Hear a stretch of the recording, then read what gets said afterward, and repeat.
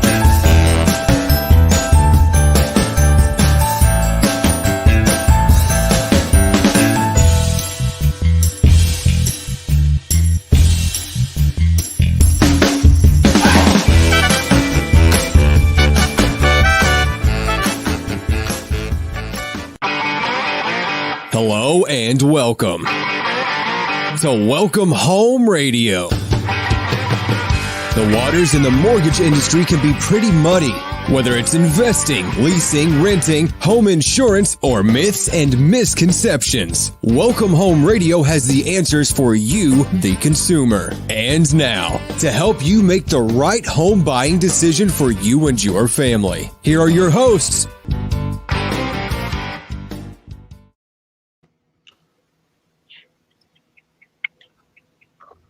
And welcome to Welcome Home Radio, where real estate lending and learning come together.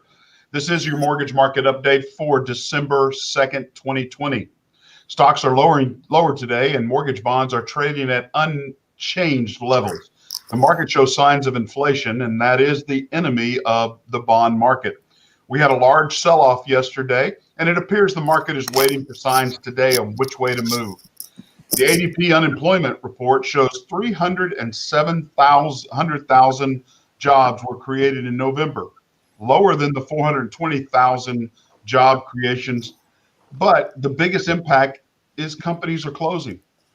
Friday's BLS job reports are showing potentially 500,000 job creation in November, but this also includes 90,000 temporary jobs that positions could move or transition or change to full or go away.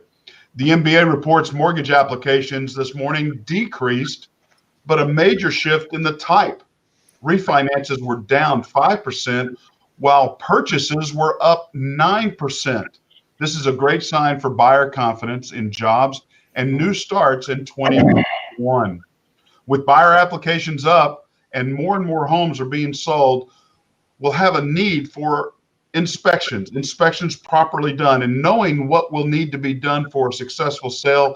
We thought it would be great to have on our good friend, Mike Majeski, owner of Prestige Home Inspection. So glad to have you here, Mike. Thanks for taking the day off from golf. Appreciate it. I wish. Thanks, Blair, Alan, Tom. Good to see you guys. Thanks for having me on today.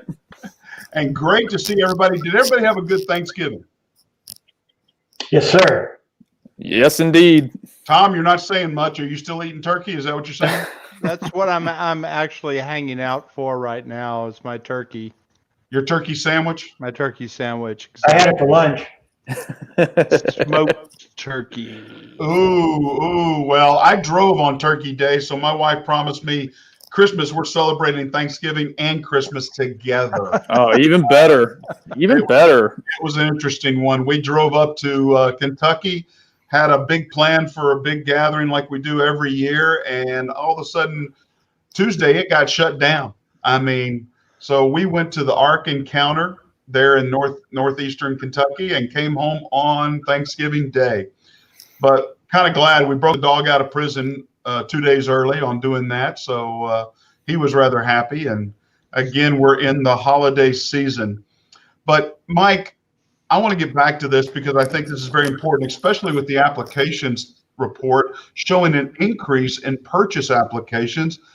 What has changed for us in 2021? As I saw, and correct me if I'm wrong, inspection business is up dramatically this year in the DFW area. So that's really an indication of a lot of turnover and or purchases and sales. Is that correct? And that's what we're seeing on, at least with us.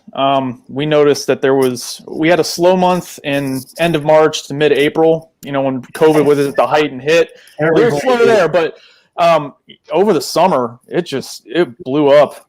I mean, we were doing far more than we did last year, and actually we surpassed the number of inspections we did all last year in July. So we went way beyond all we did last year. And I think part of that is, we did a lot more kind of targeted marketing as a business this year for us. But also, everyone else we talked to was the same thing. They were slam busy. In a few weeks there, it was tough to keep up with it, which no complaints, obviously. But we just saw it was a rather large uptick in buyers out there primarily it was buyers. We didn't see a lot of pre-listing inspections, and I know we've talked about that before, but those were virtually non-existent for us this year. But it was dramatically up over the previous year for us, for sure. Well, that is really good. And can you help our listeners understand what has changed due to the pandemic? I like to call it something else, but I won't. But with the pandemic and what's going on, what changed for your business model in how you did inspections, how you responded to borrowers, and what changed for your industry? Well, for us, there's a lot more involved with, primarily for us, like scheduling is a big thing initially, especially when the homes are occupied. So, we still use the applications to go in and get access to the house. But a lot of times, because more people working from home, they have their kids at home for school, it's a lot more kind of give and take to try to find the right period of time to do the inspection. And that can impact the buyer side, because they may have to get a longer option period if we can't get in as quickly as we usually would if this wasn't going on. A lot of times the sellers will leave the home when we're doing the inspection. That's ideal for us, but we had to kind of work around that this year because the kids can't just leave, and they're doing school remotely, so they can't just leave, or the parents are there because they're working from home, or really anybody because they're working from home, so they can't leave. Makes it a little more difficult on us. I'm sorry to interrupt you, but that's really interesting since, our wonderful host, Tom, is also rather impacted in the Coppell ISD and involved in that. Would you say, Tom, is that they hate to have students just step out and leave class in the middle, right? Well, that does create a problem. Is that attendance or is that homework wise? Well, everybody's becoming a little bit more flexible with this format. Of course, there has been the chance or situation where we've had to switch back to remote learning at a couple of places. So you have to be flexible in the education field today. It's just and it's tough because you say, well, parents have to be flexible too, and it's like that's hard to reformulate your schedules and everything that you do with kids on the flip of a switch. But that's what it takes. You don't want a large group of people infected. And I've seen it again. We had to shut the high school down for a 2-week period. Fortunately, it revolved around the Thanksgiving holiday. So that worked a little bit better for us with regards to outbreaks that you see. But kids are affected by this. Despite what you may hear, I've seen some pretty sick kids. And Alan, if you could help us understand, I think Mike brings up something really interesting.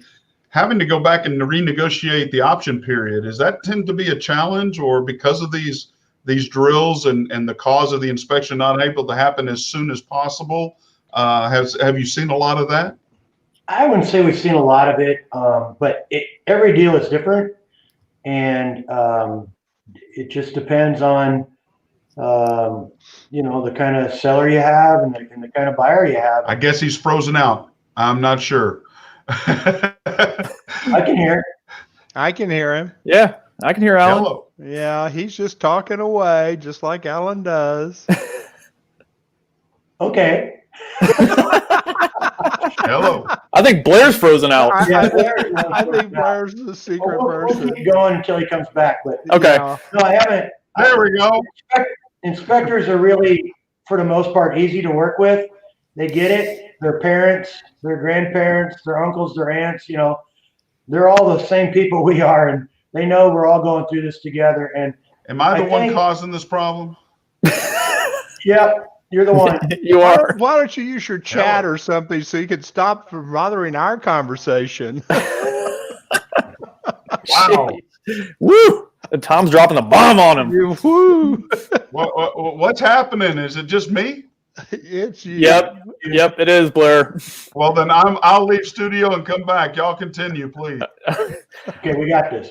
So Blair asked a good question about relationships between buyers, sellers, realtors, inspectors, for that matter, appraisers. They're all in the same boat here. And I've found it very easy to work with most inspectors, as they are also, like I said earlier, they're also parents. They're also members of the community, and they get it. We all have a job to do. And of course, until an inspector does their job, there's not much left for us to do. So Right. once somebody like Mike goes through a house and exposes things that need to be exposed for a potential buyer, it's generally within the 7-day option period. Some people do 10-day option periods, but in this market, most are not. They're 7 or shorter. That puts a little more pressure on an inspector. And like Mike said earlier, his negotiating skills for time, and that's where they are having to go in and do inspection when kids are in there.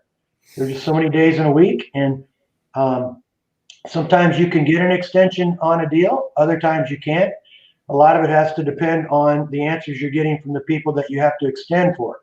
So an inspector has, a very good reason and says, but I'll be there on day 7, and you work with them and you trust them, then you go for the extension. But for the most part, it's not been a problem. Inspectors have worked extra hard to fill the gaps and to be there when they can. Some are working earlier and later, and it's just, I think we're all doing a little bit more than we used to do because of COVID. Mike, what specific COVID-related precautions are you taking that we could understand? So a big one for, just to protect not only the sellers and the clients, but also ourselves, because like Alan's saying, I'm a dad and I'm around a lot of people every day as doing inspections, and I don't want to bring something home to my family. So you have to take the proper precautions, which include, it's mask wearing while you're inside the house. Even if the people do leave the house, I still wear the mask during the inspections when I'm inside. Also, when I get there, it's a little time to get into a habit of, using the antibacterial and anti-alcoholic wipes on your hands.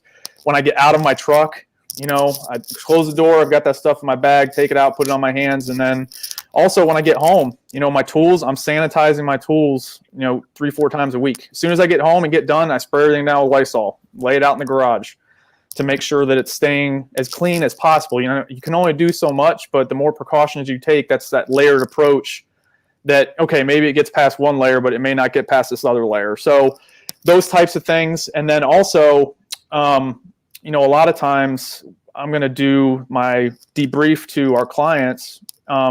They may not be comfortable coming to the inspection, or the seller might not be comfortable with them coming to talk about the inspection either. So if that's the case, there's been numerous times, in the last few months that I've done FaceTime meetups with the clients when we're done, and I'll walk around and actually turn my phone around and show them, okay, here's the thing I'm talking about when you see in the report. They may not be able to be there physically, but technology is so good nowadays with, you almost have 4K FaceTime on your phone and can show people, this is exactly what I'm talking about. So when you see in the report, this is the area, and you can point it out.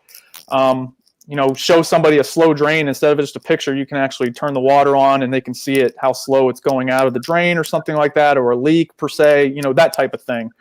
And that's been really, really helpful for us. And it seems like the clients have been really appreciative of that too. So it lessens their exposure to anything potential. And we've been happy to do it. So that's worked out, but it's been a definite change, and it's been very different from what we're used to.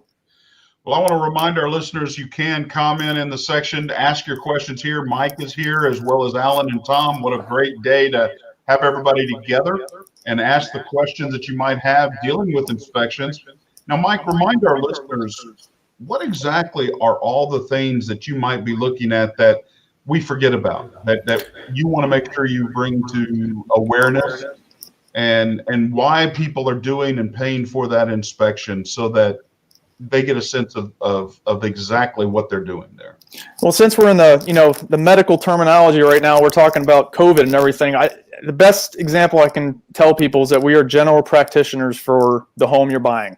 Okay, just like you go to your general practitioner for family medicine, we do that for the house. We're going to give you an overall idea of the condition of the house in that snapshot of time. So the day that I do the inspection, the condition of the roof, the condition of the foundation, structural walls, the actual framing of the home that we can put our eyes on, anything visible, the plumbing, we're going to let you know if we see like I said before, slow drains, leaking fixtures, electrical issues like plugs that don't work. Maybe you don't have a ground fault interrupter installed where it's supposed to go. A panel that an electric panel might be in a hazardous location or show signs that it might have heat damage inside the wiring, that type of thing. So we can, number one, have those things further evaluated by, electrician or a plumber or a roofer, but also to lessen the risk for you as a buyer and kind of give you that little bit more peace of mind. Like, okay, what I'm buying here is a solid home. I'm not, obviously issues will creep up down the line because let's face it, that's what homes do. You're going to maintain your house over time. Things are going to go wrong.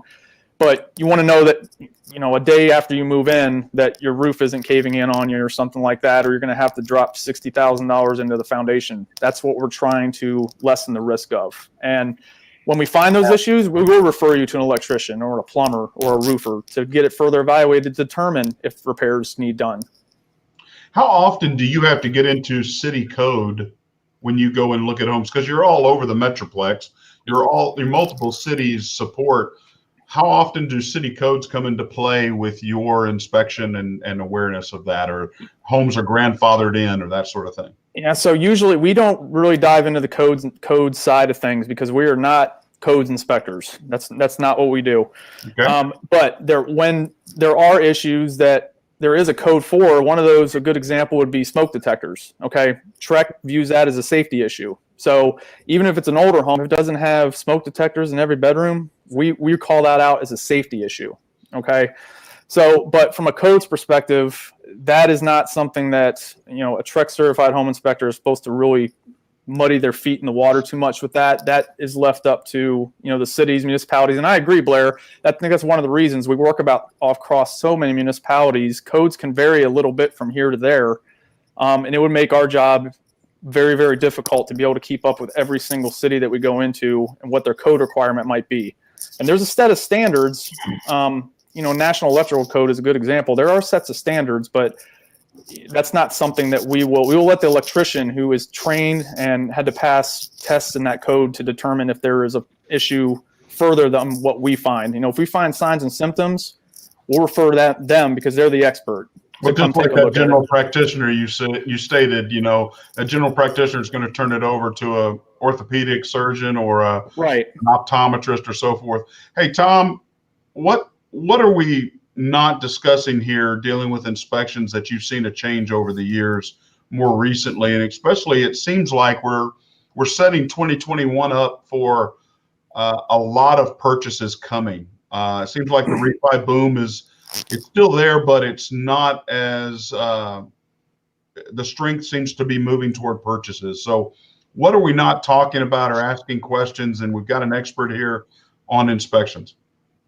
Well, I know that the real estate community that I train, this sounds kind of weird, but they don't understand sometimes the difference between an appraiser and an inspector. I mean, that is probably one of the more common things. And I see Alan kind of smiling here as far as that goes. But I think the general public, what that does is that passes on to the general public confusion with regards to their actual role. Mike is not responsible for telling us that an AC will break 6 months from now. And that's the secondary piece that the public gets as far as when they buy a house.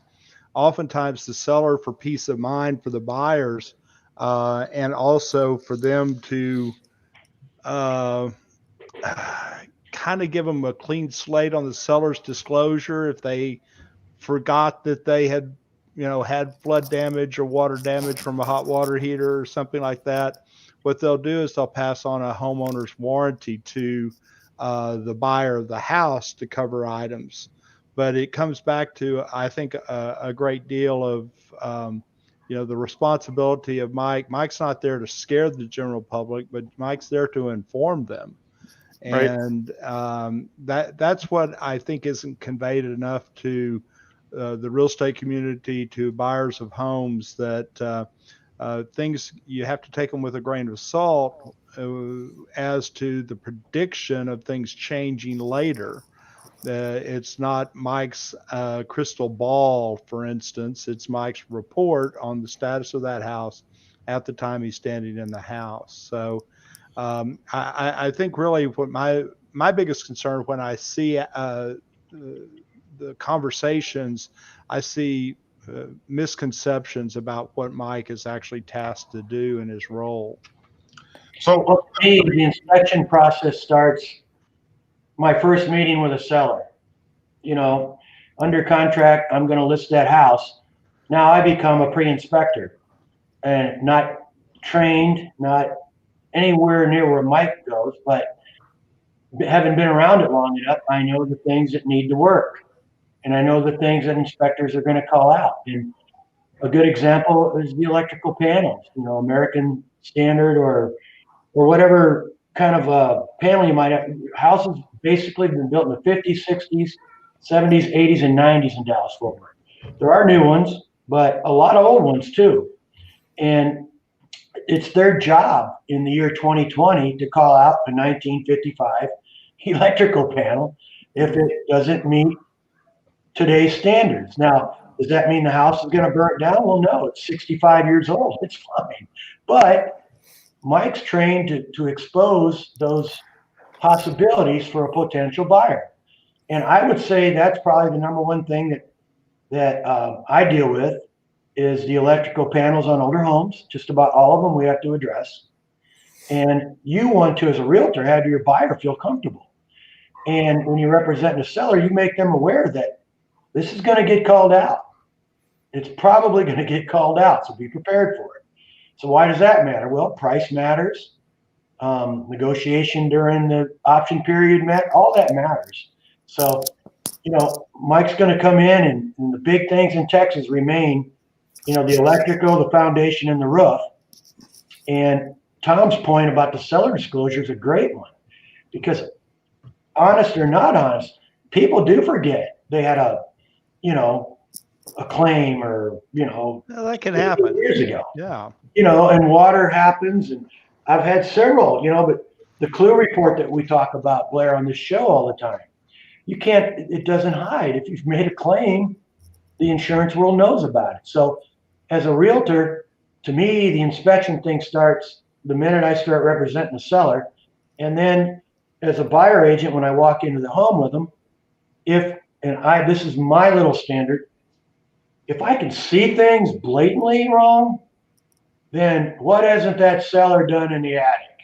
Where they never, if they're not fixing it right in front of my eyeballs, Mike's going to be in the attic for like 2 hours alone, just identifying one thing after another. Right. Generally the case. Is that not right, Mike? No, I agree with that. As an inspector, I have to give an unbiased opinion of things. So, when you come into a house and right off the bat you start seeing things, lack of maintenance, that type of thing, your ears really start perking up big time.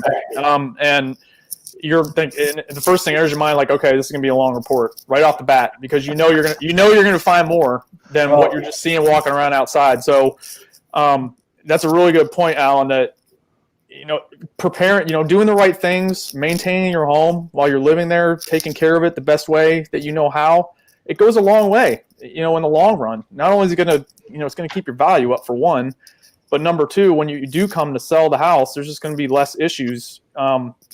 that I'm going to find. A good example is one I just did last week. That it was a 1986 home.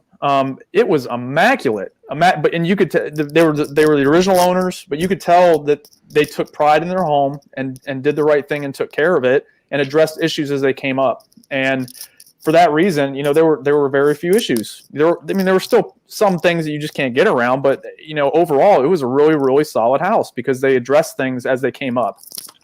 Well, I've got three things out of the conversation we just had. And first off, I'm sorry, Michael, I got to call you out. Unbiased is not possible. You are as biased Cleveland fan I ever know. 8-3. 8-3. Oh my God! All I gotta say. 8-3. 8-3. What were the Cowboys again? I forgot. Pigs can't I don't fly. know. I'm not following the NFL or the NBA. So hey, I do want to back up what Tom said. Inspections and appraisals. I look at it a little bit different. I want to make sure our listening audience understands it from, I guess, the verbiage I would use. The inspections paid for by the borrower, the appraisals paid for by and paid in the lender, and that's to evaluate the value of the home along with any major issues. Does it pass that appraisal depending on the loan type? So understanding that the inspection is for the borrower themselves to get information. How often do you see, Alan, homes that don't do an inspection at all? They just wait on the appraisal. If I'm the buyer agent, none.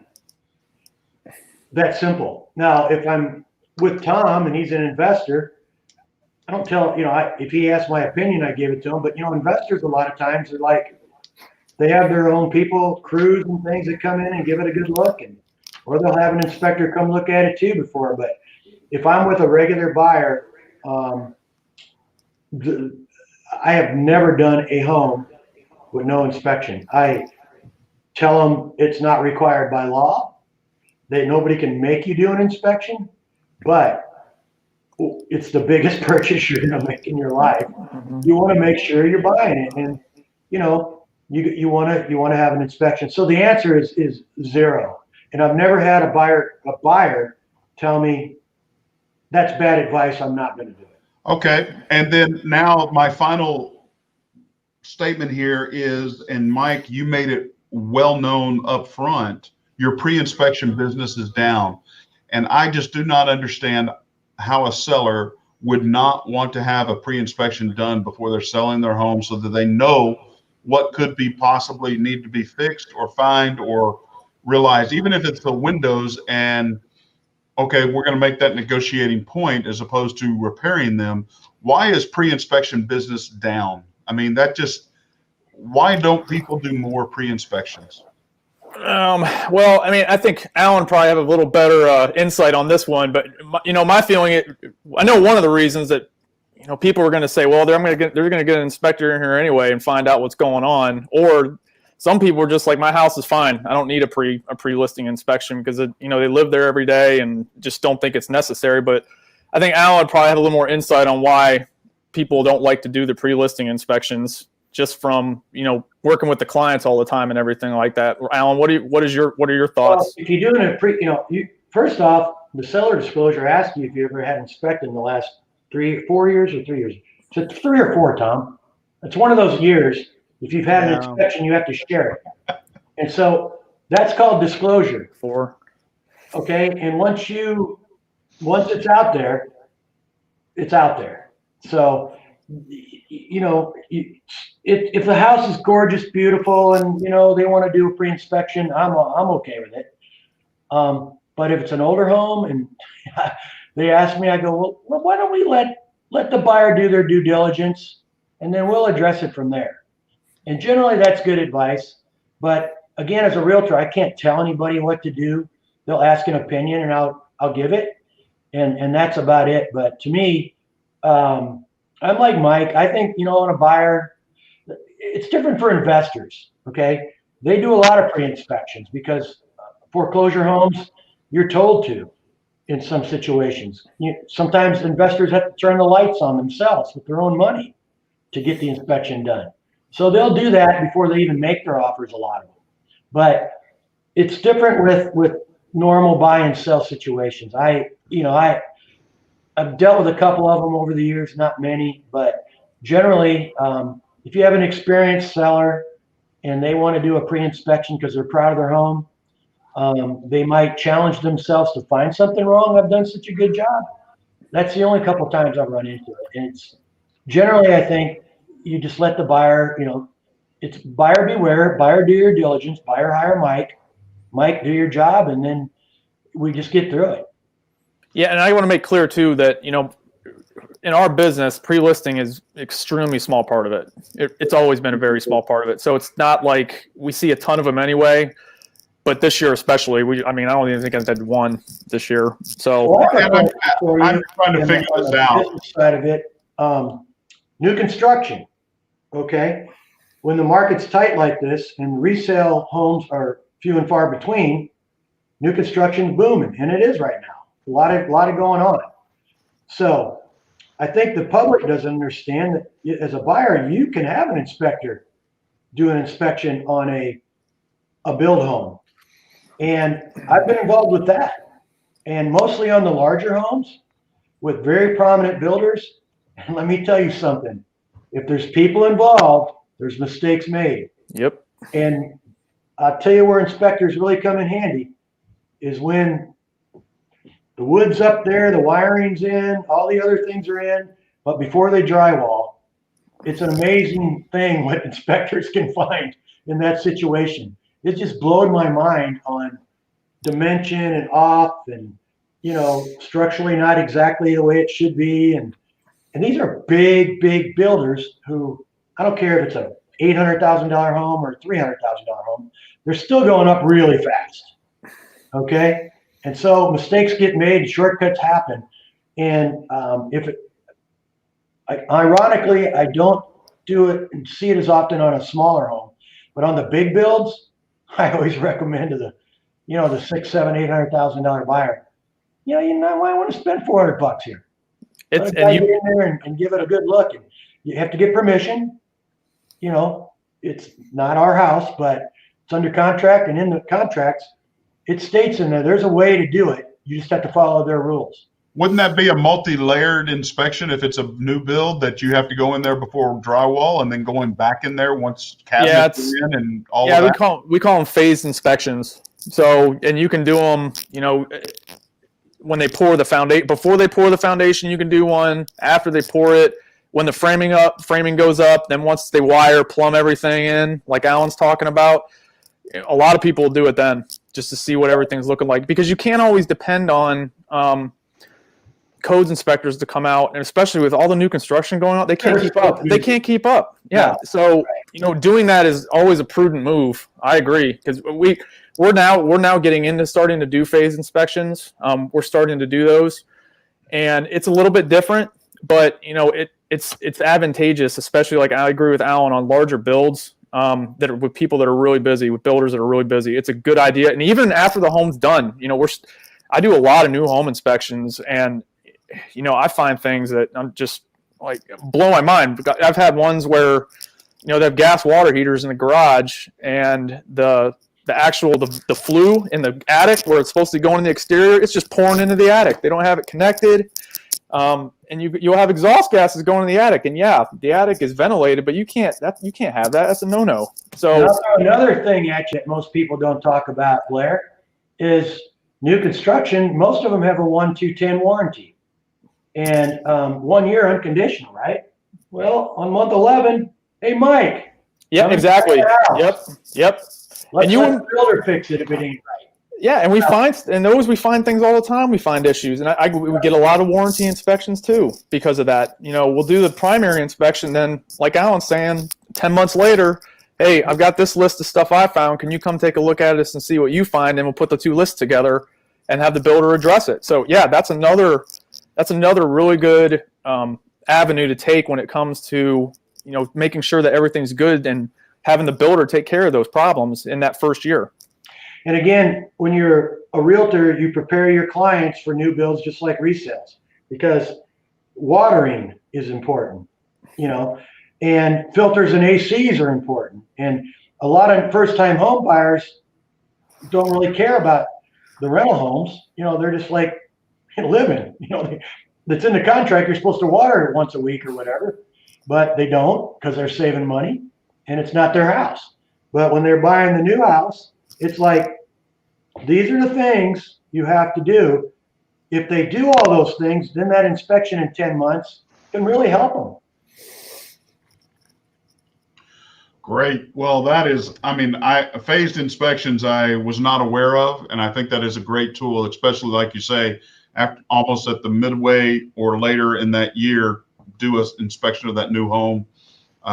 Mike, I've already wrote down, I've got 3 custom home builders I want to introduce you to. So we'll get you out there. They're probably not going to like me much. Oh, they probably will. Don't wear your Cleveland hat. Yeah. All of them do VA. All of them do VA specialty construction loans with me. And, Oh, nice. Okay. I want to take care of those veterans, and they want to do the same because they're all veterans. And so My business partner is a Marine veteran. there you go. So we gotta take care of that. What are we not asking here, Tom? What are we not covering? What do our hearers need to know further about inspections? What's going on? Mike is right about we've gone over certain aspects of, and what inspection is. I think we kind of talked about the appraisal inspection difference, but it sounds like more and more inspections are needed. What else are we not asking, or what we should be aware of? Because, you in the previous shows, Mike, you've talked about your process of how you inspect externally first and then internally, and you've got a clockwise pattern in the home and so forth. Right. But what are we not thinking about here? Well, I like the fact you've kind of addressed the new home builder circumstance, because people don't think that with the new home they need one. And I can't express again how important it is for new home owners to get those home inspections done. And they say, well, that's just more money. No, it's not. It's again, some good assurances to somebody that's capable like Mike, coming through and reinforcing what a builder may have inadvertently looked at incorrectly, and not to say that they were malicious in their intent. I don't think that, and I think that's the idea, is for everybody to understand, Mike, sometimes that role of inspection is seen as an antagonist, and it's just not the case. Everybody needs it. The seller needs it as well as the buyer on the house. And there's my classes, of course, I have a class of 200 people, and they were talking about an inspection on a house that they recently purchased, a new home, and they got a home inspection, and the home inspector still missed things. And so Mike might want to address, some of his culpability, what the expectations would be. I think to some degree, in other words, he's got exposure here, and maybe so the public might understand a little bit better that he's not the end all be all. He's human. He's going to make mistakes, I'm sure, as we all do. I know, Blair, Absolutely. Blair's never made a mistake, so it's kind of hard talking around this, but I was just wanted to be cautious. But Hey, I'm on this radio show. That's proof in the pudding. exactly, with me and Alan. Oh my gosh, how scary is that?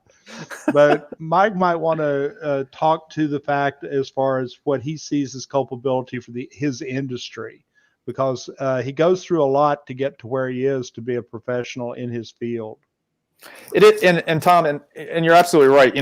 We are human, and you're gonna miss things. One of the things that I think people do think that as an inspector you're going to see every single tiny little defect, whatever it is. And when you go, if people went and looked at what our standards that we have to follow, it's not technically exhaustive. It even says that in the regulations. It's not a technically exhaustive inspection. And so from what I take from that is that, okay, we are trying to find issues that, number one, safety is going to be the first one. And then number two is going to be, okay, what are the biggest impacts to potentially the buyer that might cost them the most money, if something happens. So, roof, foundation, roof. HVAC, that type of stuff. So, it's not that you're not being very detailed on, smaller things as you are on the big things, because you are. And when you do this long enough, you know what to look for. You know what you're seeing and what you've seen enough to say, okay, this is going to be a problem. But the bigger dollar items are usually the ones that will come back and bite people. So maybe windows and type things like that, you try to make lists of. But from an inspector standpoint, yeah, there is culpability here, because we may not see everything, but we want to be as thorough and detailed as possible. And I think you do that by experience and education, number one. Having a good flow, Blair, like what you were talking about, and being comfortable with it. So when I'm doing the actual house, I know in my flow where I'm going to be seeing certain defects, and it's pretty much the same on every house. So you know where things are going to start to crop up. You've been doing it long enough, and the education side of things, keeping up. And Trek requires us to do 32 hours of CE every 2 years to renew our license. My business partner and I probably do 4 or 5 times that amount. I'm probably doing a class once a month at least, if not 2, because things change. Exactly what could be defective. Things change. People can come up with a better plan of action on how to, find certain things. And so you always have to be in a learning process. So I think if you're doing that and being diligent about doing those types of things, and you take your job seriously, like you're going to be the one moving into that house, because that's how we view them. I think in my mind, would I let my family move in this house? And if you do that and you take ownership of that, you can be much more thorough. It doesn't mean you might not miss something, but the chances are it's probably going to be something smaller that's not as impactful to the buyer. So that's how I kind of try to do my business, and it's worked well. I think we do a really thorough and detailed job, and people have been very happy with what we provide. And it's just a matter. I feel like you really just have to take ownership of it, and if you do that, I think you're going to do well. I totally agree. And as a realtor, when you go in there, you owe it to your client too to take care of them. That's what you do. You want them to be happy and safe. And when you see something that looks a little iffy, you'll say to the inspector, check it out. I often will talk to the inspector, and it's okay to do that. But I guarantee when Mike walks into a home, he already knows when he goes through the front door, is this going to be good? It's going to be average, it's going to be horrible, or it's going to be amazing. He's got a 50-50 feeling right off the bat, don't you? Yeah. I mean, that's just how it is. And some people's maintenance of a home to them is 100%, but to the average person, it's really not. It's 15-20%. So, Mike, how was your feeling coming on the show? Was it 50-50? Was it, Blair, when you're hosting the show, it's 30-70, buddy. I don't know. Especially because you always got to drop in the Browns comment.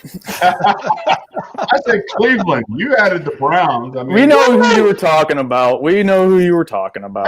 Hey, let our listeners know how to get a hold of you. How do they get a hold of you at Prestige? So you can check out, we're Prestige Home Inspection. You can look us up on the internet where it's prestigeinspectiontx.com. And we have our website up there, so you can take a look at a sample report. You can actually book online. If you don't want to call us, you don't have to. You can book right online through our website.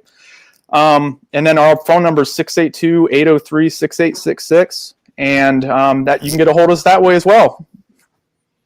So how's your golf swing right now? Because because you've been doing so many, it's non-existent. Is that what? Yeah. So I had 2 epidural steroid injections in my lower back last week. So 3 months I could not sit in the truck for more than like 10 minutes. I had to get out. And it's hard to be an inspector with that going on. Well, you fought through it. A lot of ibuprofen. You plan all your calls very close to each other. Oh my, yeah, it was rough. But so hopefully in the next few weeks though, I can start getting back out because I'm feeling good and that herniated disc has calmed down. So I'm hoping. We'll see. Gentlemen, you have not played golf until you get to play with Mike Majeski. Oh, whatever. Don't listen to that. All day long. In fact, Bobby wanted me to. I told him you were going to be on the show, and Bobby wanted me to say hello. Please tell him I said hello as well.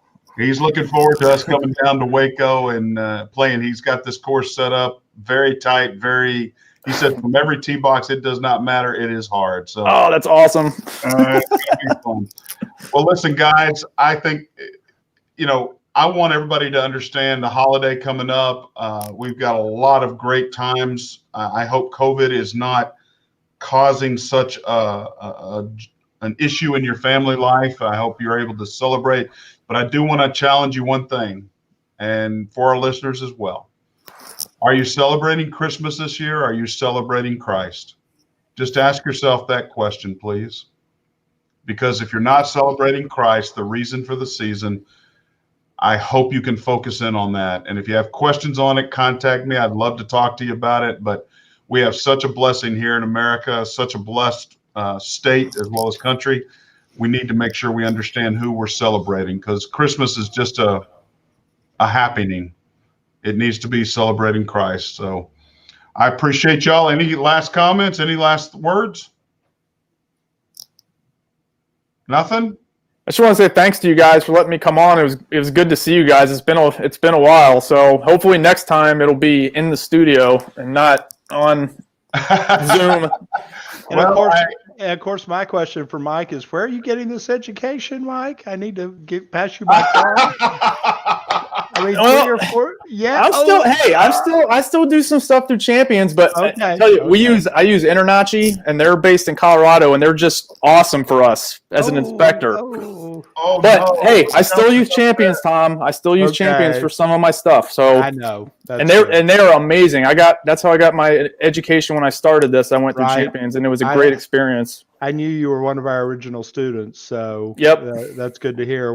We're really frustrated. We built these facilities with some really good specialty rooms to train inspectors, and because of the limitations of body count and that type of deal, we just can't open up those rooms again. Yeah, but we do a lot of hands-on laboratories, and for those people trying to get in the business, I think Champions is one of the better options, simply because you get to go in and touch and feel all the things you've been talking about, electrical boxes and plumbing and all those things, and actually see them firsthand with regards to that. So it's been kind of painful not seeing all those great people come through our doors. That I know Abe's been texting me trying to figure out when you're going to leave. So yeah, exactly. And people keep asking me what that spot is on his head, and I remind everybody he was shot in the back of the head. But anyway, I thought that was a fly. Yeah, okay, next week I'm going to have a picture of JFK behind me. Oh my. Well, good. We'll just get the president thing going. Yeah, we'll just do that. There you go. Well, folks, thank you so much. Mike, thanks for coming on again today. We appreciate you. And what's your prediction for the NFL this year? Go ahead and give it to us. My prediction? Your prediction. Cleveland will make the playoffs. That's number one. But I think it's going to be Pittsburgh or Kansas City. One of those. Those are the two best teams in the NFL. So kind of really, yeah. It's just a matter of Pittsburgh. Their defense is some of the best I've seen in 15 years. So if they can shut down, if they can play like Las Vegas did against them, then I don't think anybody in the NFC is going to be one of those teams, though. And are you heading to Cleveland or Ohio at any time during the holiday? We're not. We were supposed to be up there a couple weeks ago, and because of my back, I couldn't sit on an airplane, so we couldn't go. But we'll be here for Christmas instead of New York, because we're afraid of being fined if we go up there. So we're not going to New York. So we'll be here. We'll be here in a nice Texas weather. What's that? So if you got two choices, Alan, when you go up there. Either one, you quarantine for 14 days when you get there, or you show that you had a test 3 days prior, and then you have to quarantine for 4 days, get retested while you're there, and then they'll let you out of quarantine if you're out of state. Now, my daughter's coming home for Christmas, so I hope we get through that. Yeah, it's knowing our luck, we would get caught and fined. That's why we don't even want to take the risk. And they fine you like $10,000. It's some just ridiculous amount. It's just crazy. So we're obviously not doing that. What part of Cleveland are you from? Akron Canton area, so 45 minutes south east of Cleveland. Okay. Well, but, Hall of Fame. Yep. There you go. I grew up 15 minutes from there. Okay. I do want to go to My son lives in Chagrin Falls. Oh yeah, I know Chagrin Falls. Yep. Uh-huh. Shoot, we used to play them in basketball when I was in high school. Really? Yeah, they were in our division. I remember playing them in high school. Way cool. Small world. No joke. Well, Merry Christmas to everybody. Hope everybody has a safe holiday season. And I'm Blair Thomas. I'm Tom Holm. I'm Alan Pace. God bless and celebrate Christ while you're celebrating Christmas. Take care.